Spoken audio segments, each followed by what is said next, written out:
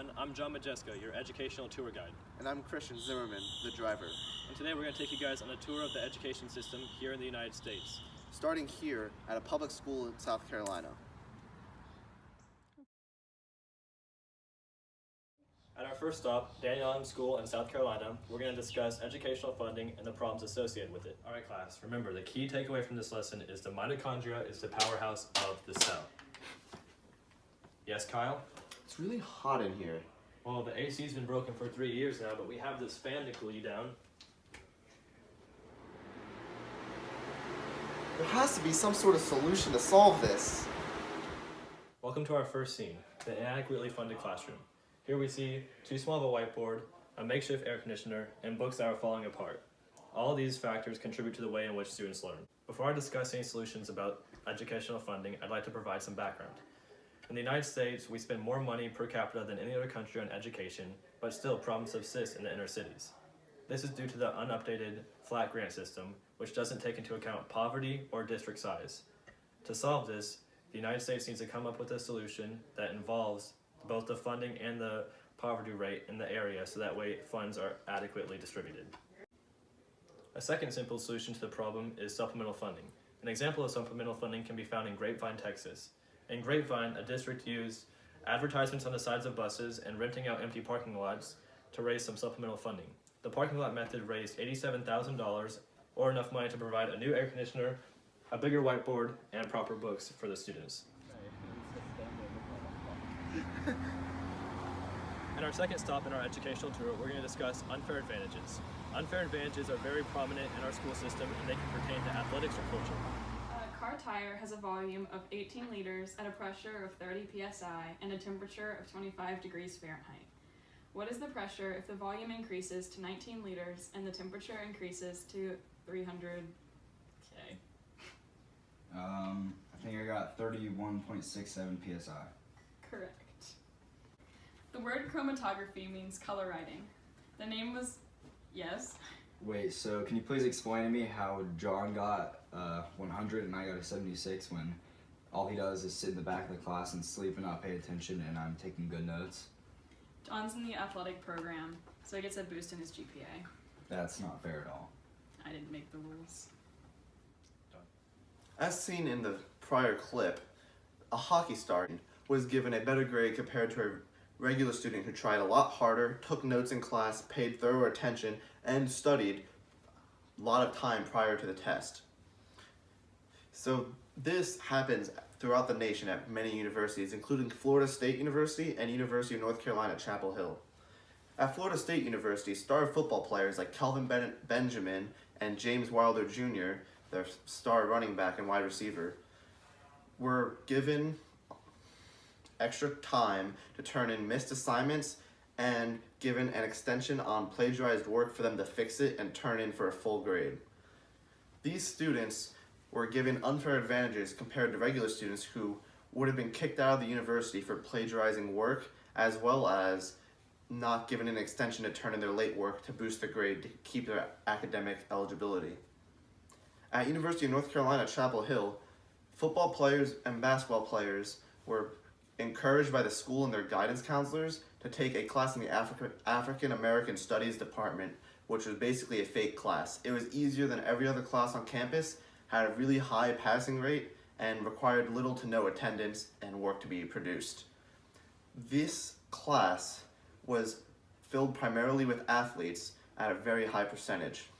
If this could happen at such a prestigious university like University of North Carolina, Chapel Hill, that many students compete to get into, then it could happen anywhere across the nation, including high schools, universities, and colleges alike. Hello, I am Dr. Skibik, a PhD on education and an expert on solutions to public education.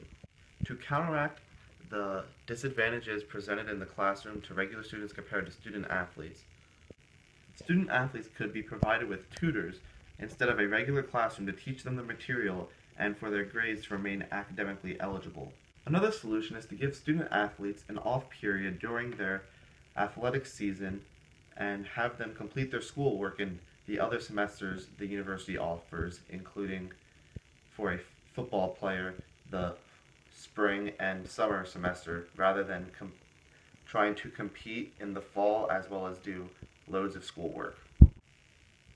Studies have shown that for struggling students, attending a session with a tutor to teach the material instead of going to regular class has proven effective, increasing their grade point averages in those classes as well as others by significant marks. These solutions can help overcome the problem of regular students receiving disadvantages compared to athletic students that produce money for the universities.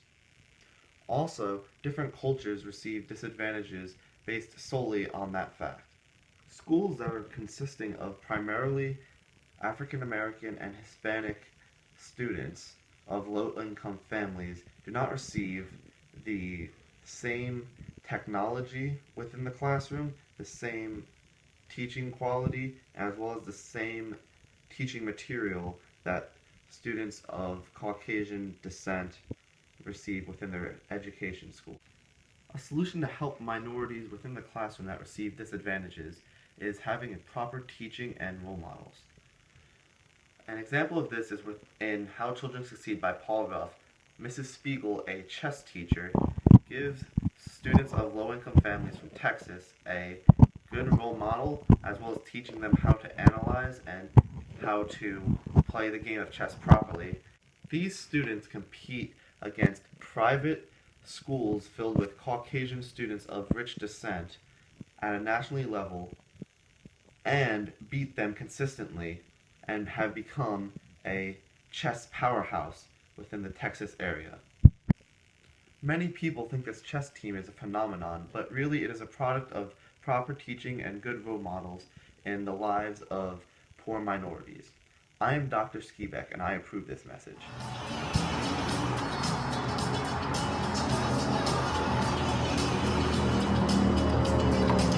Time to take a pit stop on our educational journey.